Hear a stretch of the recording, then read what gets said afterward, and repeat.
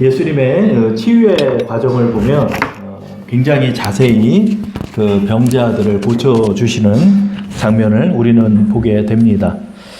저는 사복음서의 치유의 과정을 보면 마치 환자의 차트를 보는 것 같습니다. 이 병원에 가면 의사 선생님이 차트를 기록하죠. 그 차트는 약을 뭐를 주입했는데 어떤 걸 먹었더니 어떻게 차도를 보이고 어떤 것이 또 나빠지다가 어떤 것이 좋아져서 치료를 받았다 하는 기록들이 적혀져 있는 것이 의사 선생님의 차트입니다. 마치 사복음서를 보면 예수님의 차트가 이렇게 기록되어 있는 것 같습니다.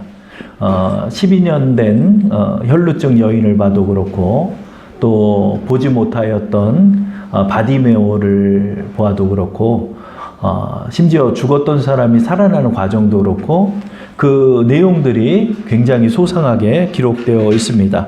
이런 예수님의 놀라운 치유의 과정들을 사복음서에서는 왜 이렇게 자세히 기록을 했을까요? 먼저는 성경의 기록의 목적이 예수님이 하나님의 아들 되심을 보여주시는 장면이 되겠지요. 그러나 우리가 두 번째로 또 생각할 수 있는 것은 예수님께서 우리의 무엇인가를 다루시고 계시다는 것을 우리에게 보여주는 장면도 되는 것입니다. 예수님께서는 스스로를 병자를 고치는 의원이다라고 말씀하신 적이 있습니다. 마태복음 9장 11절 12절 말씀을 보면 바리새인들이 보고 그의 제자들에게 이르시되 어찌하여 너희 선생은 세리와 죄인들과 함께 잡수시느냐. 예수께서 들으시고 이르시되 건강한 자에게는 의사가 쓸데없고 병든 자에게라야 쓸데있느니라. 스스로를 병자를 고치기 위한 의원으로 이 땅에 오심의 목적을 말씀하고 있는 것입니다. 물론 예수님께서 치유하신 것은 실제 몸을 고쳐주신 것이 있습니다. 실제 병자들을 고쳐주신 것입니다. 그러나 의학적으로 치유받지 못한 사람까지도 예수님께서 그 몸을 고쳐주셨지만 예수님께서는 그 고치는 과정들을 또 말씀 속에서 영혼의 문제를 다루고 계시다라고 우리에게 말씀하신 것도 있는 것입니다.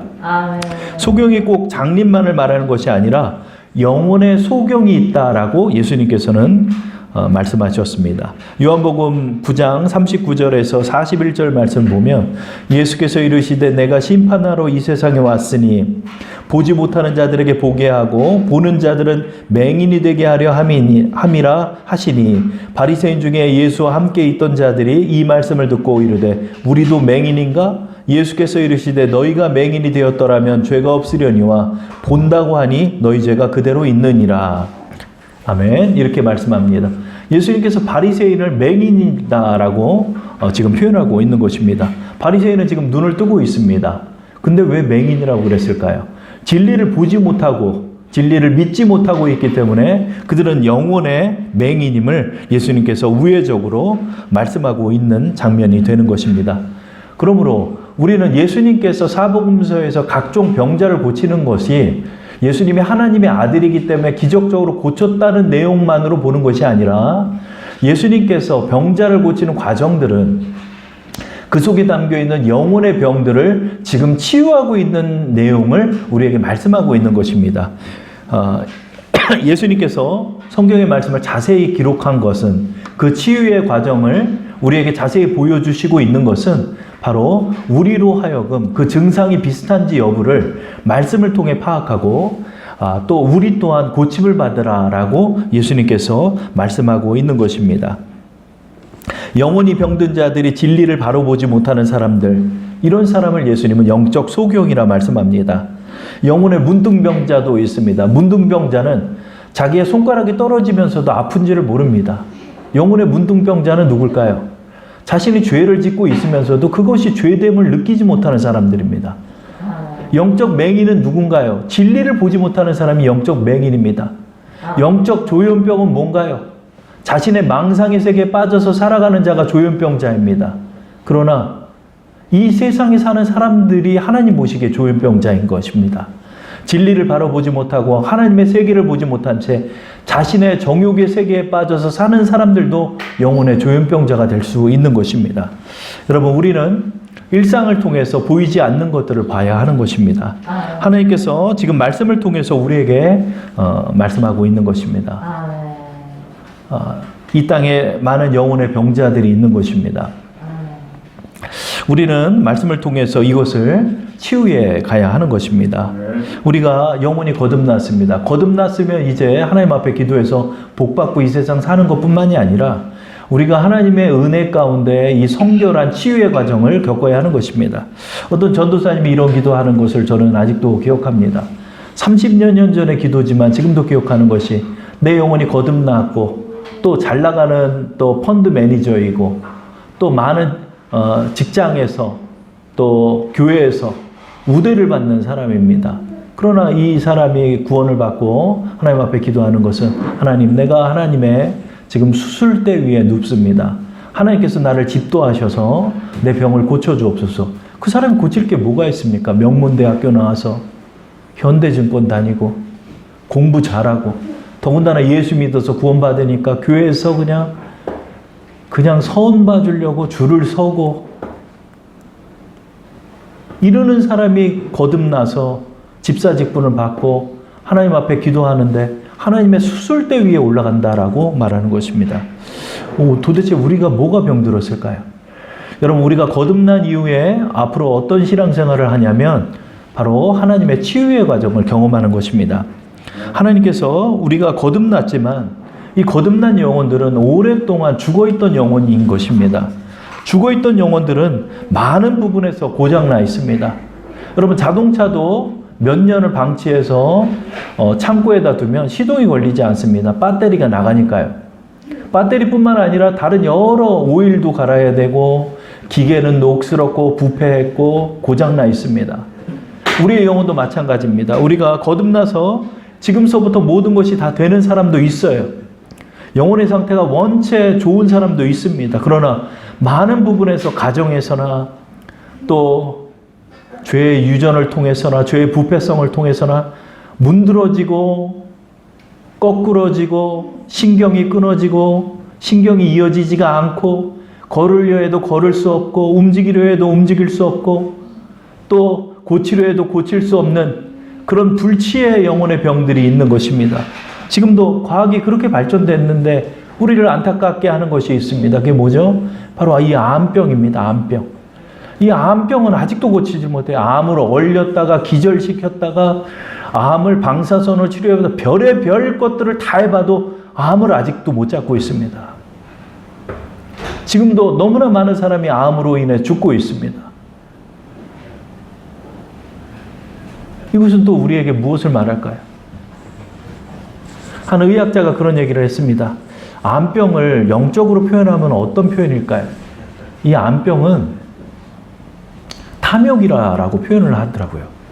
왜 그러냐면 여러분, 암병이요, 암병 때문에 죽는 게 아니에요. 암병으로 왜 사람이 죽냐면요, 못 먹어서 죽어요. 왜요? 여러분, 그 암병마가 모든 양분을 다 뺏어가는 거예요. 아무리 밥을 먹어도 암이 양분을 다 먹어서 암만 커지는 거예요. 그래서 사람들이 죽을 때 말라 죽어요. 암병자들은. 그 영양분이 골고루 가지 못하고 암이 독차지하고 있기 때문이라고는 그런 기사를 제가 본 적이 있습니다. 여러분, 영혼에 암병이 있는 거예요. 고치려 해도 고치질 못해요. 결국 마지막 가서 죽는 거예요. 이걸 영혼적으로 어떻게 해석할까요? 구원 못 받고 죽는 거예요. 구원 못 받고 죽는 거예요. 여러분, 우리가 지금 우리 현대 의학 속에서 이 많은 병자들을 보면서 내 영혼의 병들을 봐야 돼요. 예수님께서 우리에게 뭐라고 말씀했냐면 우리가 지금 눈에 보이는 것들을 통해서 눈에 보이지 않는 것을 봐야 한다. 이따 오후 예배 때 이 말씀을 여러분께 나누겠지만 여러분, 많은 사람들이 지금 영혼의 병을 앓고 있습니다. 이 병을 앓고 있다는 것이 다른 표현으로는 죄인이란 뜻도 되겠지만 영혼의 측면에서는 병자라는 것입니다. 예수님께서 이 땅에 오신 목적을 바로 이 병든 자들을 고치기 위해서라고 말씀하고 있습니다. 누가복음 4장 18절 19절 말씀에 주의 성령이 내게 임하셨으니 이는 가난한 자에게 복음을 전하게 하시려고 내게 기름을 부으시고 나를 보내사 포로된 자에게 자유를 눈먼 자에게 다시 보게 함을 전파하며 눌린 자를 자유롭게 하고 주의 은혜를 전파하게 하려 하심이라 하였더라. 아멘. 예수님께서 포로된 자, 눈먼 자, 눌린 자, 가난한 자를 고쳐주시기 위해 이 땅에 오셨다라고 말씀하고 있는 것입니다. 예수님께서 이제 공생의 사역을 시작할 때 회당에서 이 이사야서의 말씀을 전하시고 낭독하시고 이 말씀이 오늘 응했다라고 말하는 것입니다. 왜냐하면 예수님께서 이제 포로된 자를 고쳐주시기 위해 이 땅에 오셨고 눌린 자, 눈먼 자, 가난한 자를 고쳐주시기 위해 이 땅에 오셨다라고 말하는 것입니다. 역으로 생각하면 이게 뭡니까, 여러분? 무엇인가에 갇혀 사는 사람이 있다는 것입니다. 무엇인가에 눌려서 사는 사람이 있다는 것입니다. 무엇인가에 눈먼 사람이 있다는 것입니다. 무엇인가에 가난한 자가 있다는 것입니다. 이게 뭐죠? 바로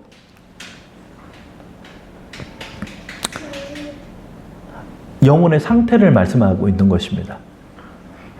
어떤 사람은 평생 삶의 그 굴레에서 벗어나지 못한 채 그 삶의 굴레 속에서 방황하다 죽게 되는 영혼도 있는 것입니다. 영혼이 병들어 무엇인가 포로된 채 살아가는 사람도 있고, 영혼이 죽어 눈먼 채 자기가 본다고 생각하며 살아가는 사람도 있고, 영혼이 병들어 무엇인가 평생 눌려서 사는 사람도 있고, 이 모든 일이 지금의 삶을 피폐하게 만든 것입니다. 도대체 왜 이렇게 피폐한 사람이 있다는 거죠? 이 피폐한 삶은 바로 그의 병세가 그를 그렇게 만든 것입니다. 그러니까 지금 누가복음 4장 18, 19절의 말씀들은 현재 이 병자의 상태를 우리에게 표현해 주고 있는 것입니다. 그렇다면 그 상태의 원인은 무엇일까요? 병이 있다는 거예요. 병이. 그 병이 무엇인지를 발견해서 예수님께서 고쳐주겠다는 거예요. 여러분, 이 말씀은 그냥 상징적으로만 그냥 우리가 뭐 구원받지 못한 사람 구원해 준다 정도가 아니에요. 그렇다면 예수님께서 사복음서에서 이렇게까지 치유하는 과정을 자세히 기록할 필요가 없어요. 예수님께서 눈먼 자를 눈뜨게 했다. 예수님께서 12년 된 혈루증 여인을 고쳐주셨다. 이렇게만 기록해도 돼요. 근데 왜 그러죠? 바로 이러한 증세로 이렇게 피폐해져서 살아가는 사람들이 있다는 거예요.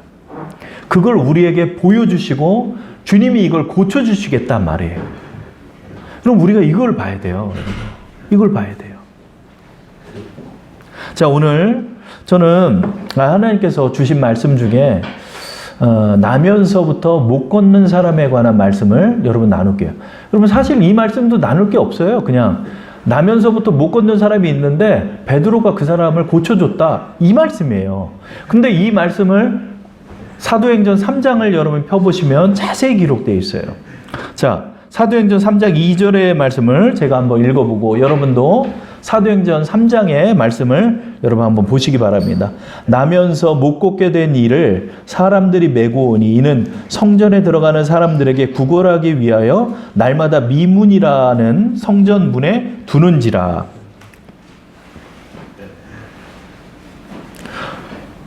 수없이 읽었던 말씀이죠. 근데 이번 주에 이 말씀을 보는데 사도행전 3장 2절의 말씀이 이게 바로 이 사람의 삶의 패턴을 말씀하고 있는 거예요. 여러분, 사람이요 굉장히 패턴대로 살아가요. 게으른 사람은 게으른 사람의 패턴을 그대로 유지하면서 살아가요. 방탕한 사람은 방탕의 패턴을 다 이루면서 살아가요. 탐욕적인 사람은 끊임없이 그 탐욕을 쫓으면서 살아가요. 사람은 절대 변하지 않아요. 사람은 정해진 그대로를 살아가요. 자, 나면서부터 못 걷게 된 이가 있다. 나면서부터 못 걷게 된 이는 평생을 지금 어떻게 살아가는지 3장 2절의 말씀을 통해 그의 인생 전체를 표현하고 있는 거예요. 자, 한번 이 사람이 어떤 인생을 살아가는 사람인지를 한번 보고 이 사람의 문제의 원인은 무엇인지를 오늘 여러분과 살펴보고자 합니다. 나면서 못 걷게 된 이가 있다. 이 사람은 사람이 메고 와서 성전의 미문이라는 것, beautiful gate라는 표현이 있어요.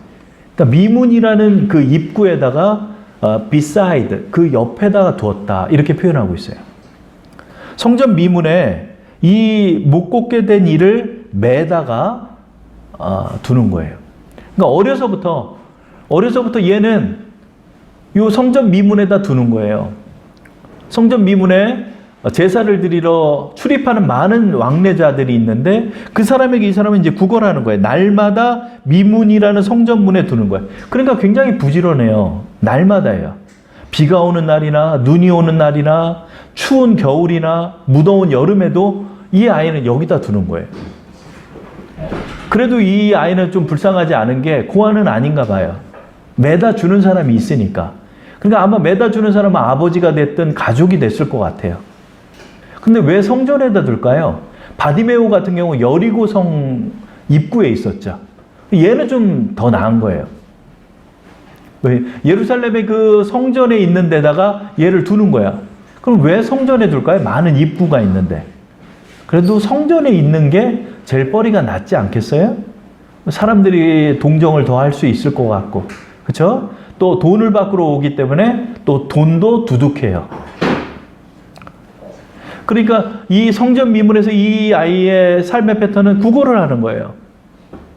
누가 돈을 줄 만한 사람인 거를 재빠르게 파악할 수 있는 눈이 있어요. 근데 일어서지 못하죠. 자, 이 아이의 상태는 어떨까요? 아이인지 성인인지는 몰라요. 그런데 성인으로 보여요. 이 사람은 날 때서부터 걷지 못했다. 이렇게 표현하고 있어요. From mother's womb이라는 표현을 써요. 영어 성경으로. 어머니의 태로부터 못 걷는이다. 또 다른 성경을 보면 from birth, 태어날 때서부터 못 걷는다. 그래서 lame이라는 단어를 써요. L-A-M-E라는 단어를 써요. 이거는 원래는 절름발이, 또 다리를 저는 사람, 또 여기서 또 파생된 단어로 변변치 않은 사람, 이런 뜻을 갖고 있어요. 그러면 걷기는 걷는데 삐딱하게 걷냐? 아니에요. 다른 성경을 보니까 크리플이라는 단어, 불구자의 단어가 있어요. 그러니까 완전히 못 걷는 사람이에요. 그 예전에는 이제 안진뱅이 이랬는데 요즘은 그런 표현을 좀 안 쓰죠. 그죠? 나면서부터 완전히 다리가 불구가 된 사람이에요. 그러면 이 사람은 왜 구걸하는 인생을 살죠? 이 원인이 나왔죠. 오늘의 말씀의 제목처럼 나면서 걷지 못했기 때문에 이런 삶을 살 수밖에 없는 거예요. 그러면 이 사람의 삶의 패턴은 어떨까요? 항상 동일하죠. 정상적으로 일을 해서 돈을 벌 수 없어요. 불구자예요. 당시에 어떤 기술이나 능력을 습득할 수도 없고 지금처럼 직업이 다양하지도 않아요. 그러다 보니 구걸하는 삶을 살게 되는 거죠.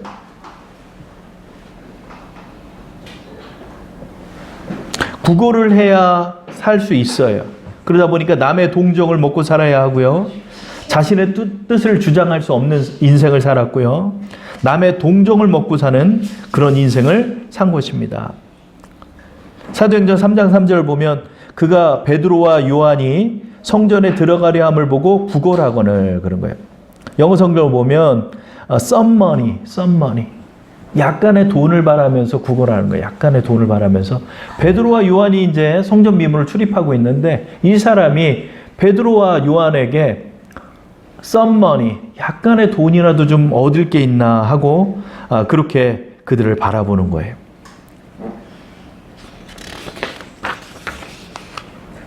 (3장 5절의) 말씀을 보면 그가 그들에게서 무엇을 얻을까 하여 바라보거늘 그래요. 그렇죠? 그들에게 뭐라도 좀 주지 않을까 하는 마음으로 이렇게 바라보고 있는 거예요. 이 사람이 사람을 바라보고 있는 그의 시선의 목적은 구걸이고 동정인 거예요. 이 사람은 뭔가를 주체적으로 자신이 일어나서 또 일어서서 뭔가를 해내는 인생을 살아보지를 못했어요. 뭔가를 책임지고 그 일을 해내지를 못했어요. 그렇기 때문에 성취감이 낮아요. 아니, 성취감은 전무해요. 자존감 바닥이에요. 자신감이 없어요. 책임감 또한 별로 없어요. 그러나 성실해요. 날마다 구걸하는 것도 쉬운 일이 아니거든요.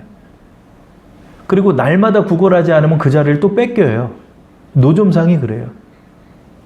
그래서 눈이 오나 비가 오나 노점상이 자리를 지키는 이유가 거기 있는 거예요. 구걸도 마찬가지예요. 그러다 보니까 주체성이 낮아져 있죠. 그는 성취감, 자존감, 자신감, 책임감, 주체성 대신에 동정과 구걸과 도움으로 살아가는 인생을 사는 거예요. 홀로 일어서지를 못해요. 그러다 보니까 이런 패턴으로만 살아가는 거예요. 동정을 구하고 자존감은 낮아 있고 주체성이 없는 인생을 살고.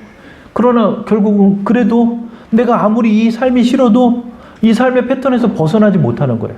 그러니까 포로된 자예요. 결국은 포로된 자예요. 이 굴레에서 벗어나질 못하는 거예요. 반복적으로 사는 거예요. 지긋지긋해도 이 인생을 계속 살아야 돼요. 그래서 그 영혼의 감옥인 거예요. 지옥이 왜 무서운지 알아요?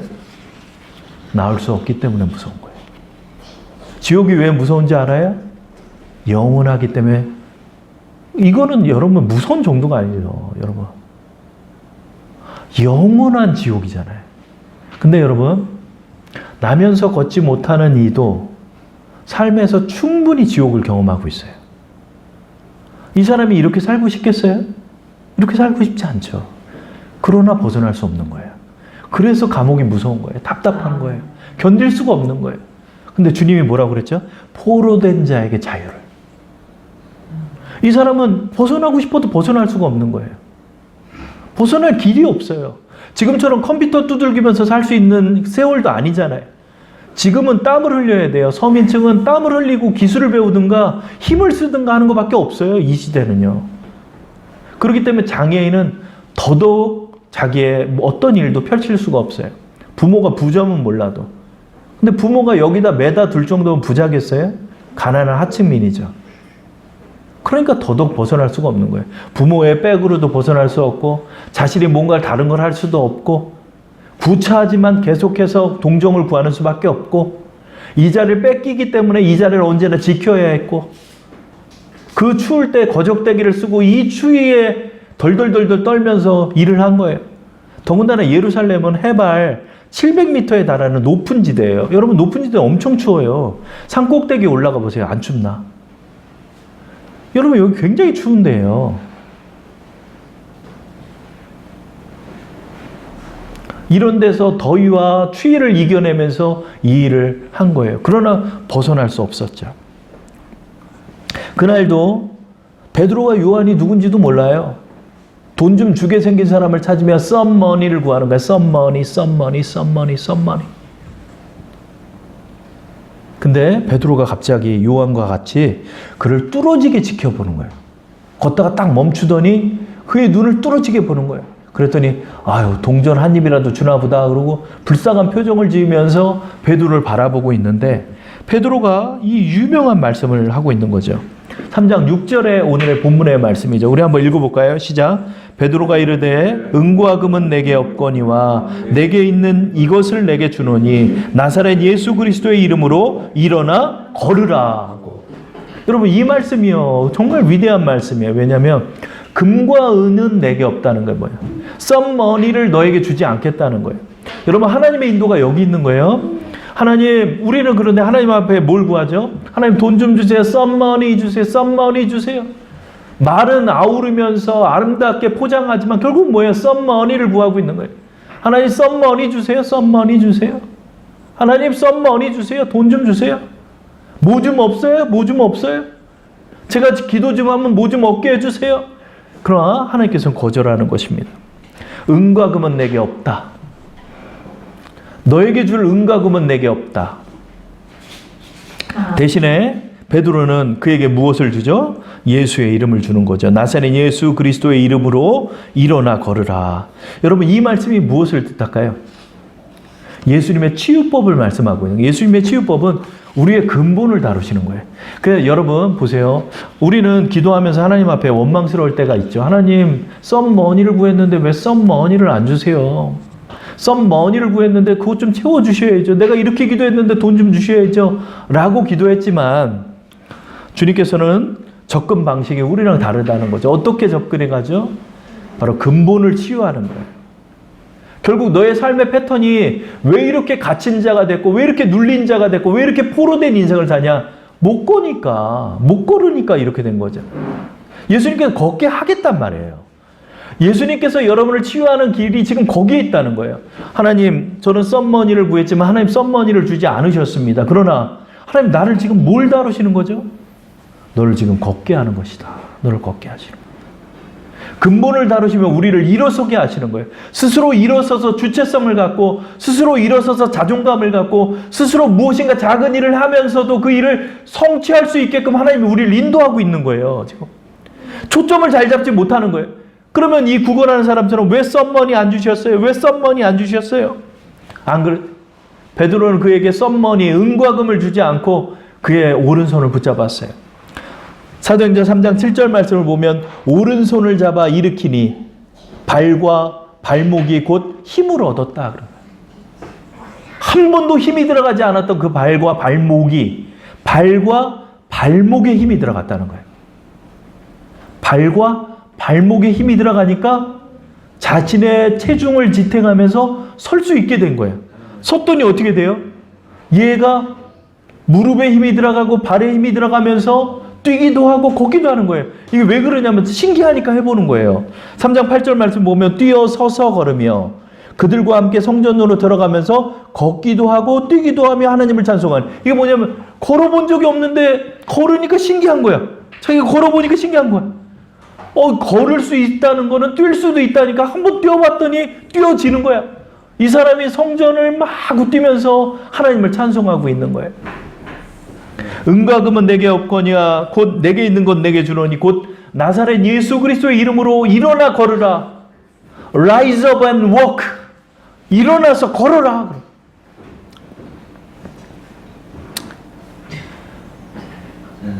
하나님께서 우리의 근본을 다루시는 거예요. 주체성이 없던 사람이 주체성을 갖게 되고, 그러니까 하나님께서 인도하시는 게 이런 사람은 어떻게 고칠까요? 홀로 설 수 있는 환경으로 이 사람을 인도하는 거예요, 여러분. 그러니까 여러분은 하나님 앞에 그러니까 기도의 초점을 잘 잡아야 돼. 하나님 왜 썸머니 안 줘요? 썸머니 안 줘요? 우리 이렇게 기도하지만 예수님께서 우리에게 뭐라고 말할까요? 너 지금 서야 할 때야. 너 지금 걷게 하려고 하는 거야. 지금의 나의 환경이 이러한 패턴으로 살아갔던 사람이 걷고 뛰게 하려 하나님께서 그 환경으로 여러분을 조성하는 거예요. 갑자기 혼자 책임을 다 뒤집었어. 왜? 책임감 주려고. 갑자기 그 모든 책임을 내가 다 뒤집어 쓰는 거야. 책임감을 얻게 홀로 서게 하는 거야. 당당히. 주체성이 없고 남 말을 맨날 따라가. 근데 내 말이 곧 법이 되고 내 말이 곧 규칙이 되게끔 하나님이 그 환경을 조성해. 왜 그럴까요? Rise up and walk. 너를 일어서게 하고 너를 걷게 하는 과정이다. 그러니까 예수님의 치유의 과정은 여러분의 영혼을 다루시는 거예요. 하나님 감사합니다. 나는 썸머니 약간의 돈을 원했지만 하나님이 나에게 약간의 돈을 주지 않으셨습니다. 하나님 뭔가 좀 쉽게 좀 일 좀 풀려나가게 해달라고 기도했지만 하나님 내가 다 해야 하는 일입니다. 하나님 도대체 이게 왜 그럽니까? 너를 일어서게 하는 거다. 너의 영혼을 고치는 그 방법이다. 갑자기 막 환경이 바뀌어요, 여러분. 갑자기 그 모든 일이 바뀌어요. 그래서 나 혼자 다 뒤집었어. 왜 그러죠? 하나님이 여러분의 영혼을 지금 다루고 있는 거예요. 여러분 초점을 거기다 잘 잡아야 돼. 아유, 왜 이렇게 일이 어려워져가지고 나 혼자 독박 썼어요? 나면서부터 걷지 못하는. 어쩌면 이것은 여러분 거듭나면서 걷지 못하는 사람이에요. 다리가 고장나 있으니까. 걸어보지 않았으니까. 그러니까 걸어보지 않았으니까 다른 방법으로 살아가는 거예요. 여러분 나면서부터 못 걷게 된 이가 어디가 발달하는 줄 알아요? 상체가 발달해요. 여러분 그 장애인 올림픽에서 이 다리가 불구가 된 이 상체로 뛰는 장애인들 있잖아요. 패럴 올림픽 같은 거 보면 이 사람들 상체가 어마어마해요. 왜? 근데 다리는 다리는 이 팔목처럼 얇아요. 써보지를 않았으니까. 그러니까 다른 쪽은 발전하는데 다른 쪽은 이미 쇠퇴해 있는 인생을 사는 거예요. 한쪽으로만 발전해 있는 거예요, 이 사람은. 근데 여러분, 정말 이렇게 사는 사람이 있다니까? 하나밖에 못하는 사람이 있다니까? 겸비하지 못하는 사람이 있다니까? 주님은 그러는 거예요. 너의 영혼이 고장났다. 내가 너를 지금 수술대에서 이 다리를 내가 지금 고치는 거다. 지금의 이 환경이 너의 수술대다. 여러분, 우리의 말씀을 통해서 우리의 영혼의 상태를 봐야 돼요. 하나님께서 오늘도 여러분을 고쳐주시기 원하는 거예요. 성결은요, 여러분, 그냥 도덕적 윤리를 지키고 율법적 윤리를 지키는 것이 성결이 아니에요. 성결은 하나님의 거룩함을 입는 거예요. 하나님의 거룩함은 완전함이에요. 우리의 영혼을 고치시기 원하는 거예요. 우리가 당당히 일어서서 하나님을 온전한 모습으로 섬기게 되기를 하나님 원하시는 거예요. 오늘도 주님께서 우리를 이렇게 인도하시는 것 같아요. 오늘 말씀처럼 은과 금은 내게 없거니와 내게 있는 건 내게 주노니 곧 나사렛 예수의 이름이다. 나사렛 예수의 이름으로 고치는 게 뭐죠? 너 못 걷는 거 내가 걷게 하겠다는 거예요. 주님이. 주님이 지금 우리의 영혼을 그렇게 지금 다루시고 계시는 거예요. 이 사람 얼마나 기쁠까요? 저는 이 3장 8절을 보면 눈에 선해요. 뛰어 서서 걸으며 그들과 함께 성전으로 들어가면서 자신의 발로 스스로 걸었을 때 그 성취감과 그 기쁨이 얼마나 컸을까요? 걷기도 하고 뛰기도 하고 처음 걸어보는 거예요. 여러분, 이 주체성과 성취감이 없는 사람이 성취감을 하나하나 느낄 때마다 그 쾌감과 그 기쁨이 얼마나 큰지 알아요? 주님께서 여러분에게 성취감의 기쁨을 이 사람에게 주는 거예요. 이것도 내가 할 수 있어? 이것도 내가 할 수 있어? 이것도 내가 할 수 있어? 이게 바로 그 영혼이 걷는 거예요. 이게. 하나님이 성취하게 하시고 하나님의 홀로 책임도 지게 하셔서 그 모든 일을 완숙하게 하게 하시고 완벽하게 처리하게 하시고 내 영혼을 지금 다루고 계시는 거예요, 여러분. 여러분의 환경이 지금 하나님의 인도 속에서 여러분이 그 음성을 들어야 돼요. 일어나 걸어라. 이것이 바로 너를 일어나 걷게 하는 하나님의 지금 인도하심이다 라고 우리에게 말씀한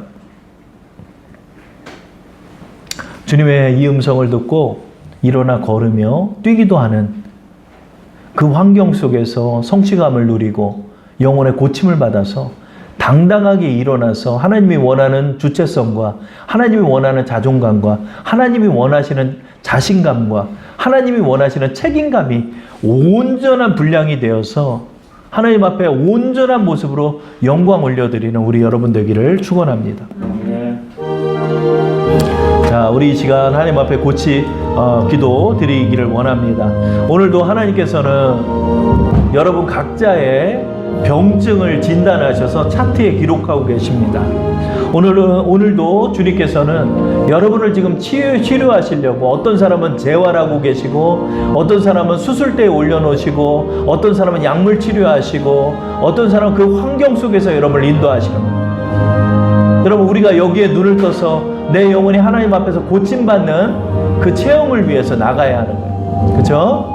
그때 하나님께서 여러분을 고치시는 거예요. 우리의 영혼을 다루시는 주님의 손길을 경험하게 해달라고 이 시간 함께 기도 드리겠습니다.